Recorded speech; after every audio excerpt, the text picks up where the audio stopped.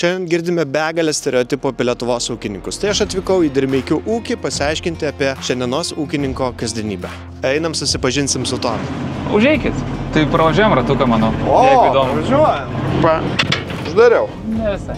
Vis dėlto žemės ūkį didelę darbo dalį, tai manau apie 80% sudaro realūs darbai ne prie kompiuterio, žmogaus, rankų darbo. Aišku, tu iš vakaro susiplanuoji rytojaus dieną, tu važiuoji apsižiūrėti laukus, tada priimi sprendimą, ką rytoj reikia daryti. Rytą susirinkam visi su kolegom, pasiskirstom darbus, kas važiuoja tręšti, kas važiuoja purkšti, kas važiuoja žemės sėti, kas važiuoja sėti, priklausomai koks metų laikas.